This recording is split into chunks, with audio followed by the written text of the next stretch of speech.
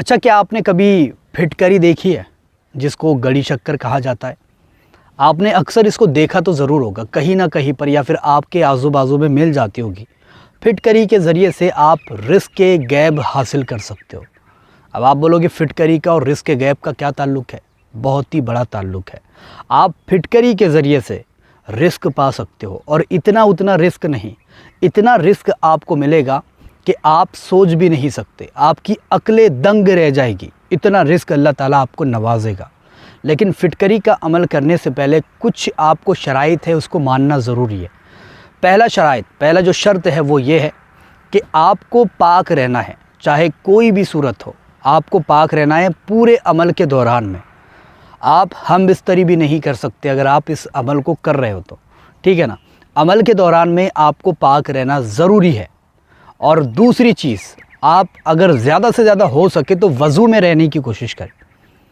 وضو میں جتنا رہو گے اتنا زیادہ رزق ملے گا آپ کو۔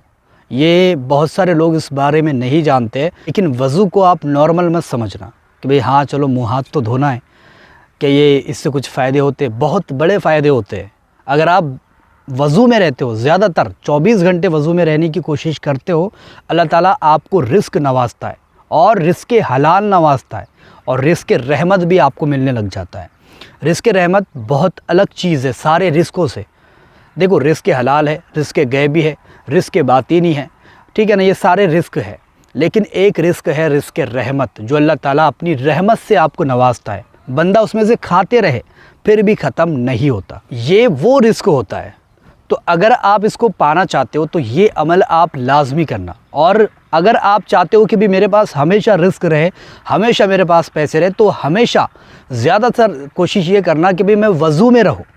وضو میں جتنا رہو گے اللہ تعالیٰ اتنا رزق آپ کو دے گا۔ یہ سب سے بڑا پوائنٹ ہے، لیکن لوگ اس کو نظر انداز کرتے ہیں، لوگوں کو اس کے بارے میں معلوم بھی نہیں ہے۔ تو آپ بھی زیادہ سے زیادہ کوشش کریں کہ میں وضو میں رہوں، اور 24 گھنٹے وضو میں رہوں، یہ زیادہ سے زیادہ کوشش کریں۔ چلو وضو ٹوٹ جا رہا ہے تو جا کر کے دوبارہ کر کے آ جائے، پھر بیٹھ جائے اپنی دکان پر، اپنے کام پر، اپنے دھندے پر، لیکن وضو میں رہنے کی زیادہ تر کوشش کرے۔ وضو میں جتنا رہو گے اللہ تعالیٰ اتنا رزق آپ کو نوازے گا۔ یہ سب سے بڑا پوائنٹ ہے، ٹھیک ہے؟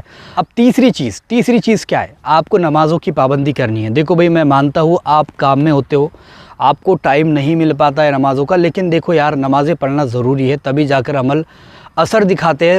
ویسے عمل جو ہے وہ اثر نہیں دکھاتے، اس بات کا دھیان رکھنا آپ۔ تو عمل کرنے سے پہلے نمازوں کی پابندی آپ کو ضروری ہے۔ وہ بات الگ ہو گئی کہ بھی ہندو بھائی ہے، عمل نمازیں نہیں پڑھتے، عمل کر رہے ہیں، تو کوئی حرج نہیں ہے، کر سکتے ہیں وہ، ٹھیک ہے نا؟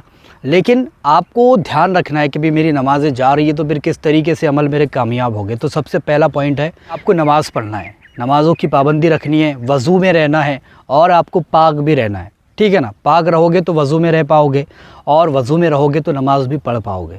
سب سے مین پوائنٹ یہی ہے۔ اب یہ تینوں شرائط اگر آپ مان جاتے ہو تو یہ عمل آپ کے بہت ہی زیادہ کام کا ہے، یہ عمل آپ کے بہت ہی زیادہ کام کی چیز ہے۔ اب عمل یہ ہے کہ آپ کو اتوار کی رات 12:30 بجے کے بعد اس عمل کو کرنا ہے۔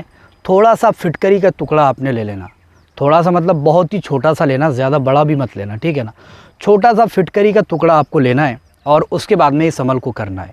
عمل آپ کو 7 دن تک ریگولر کرنا ہے۔ اگر آپ کو کچھ پانا ہے تو کچھ وقت بھی اس کے لیے نکالنا پڑے گا نا، ٹھیک ہے نا؟ کچھ پانا ہے تو کچھ کھونا بھی پڑے گا۔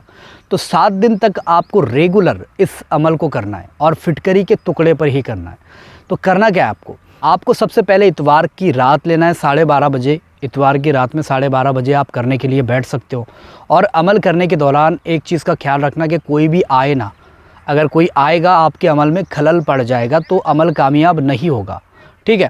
تو زیادہ تر یہی اس بات کا دھیان رکھے کہ آپ کے گھر میں، آپ کے روم میں کوئی بھی نہ آئے عمل کرنے کے دوران میں، یا پھر آپ بول سکتے ہو کہ بھئی میں یہ کر رہا ہوں، آپ مت آنا، ٹھیک ہے؟ اس کے بعد میں آپ کو پھٹکری کا ٹکڑا سامنے رکھنا ہے، اور قبلہ رخ ہو جانا ہے۔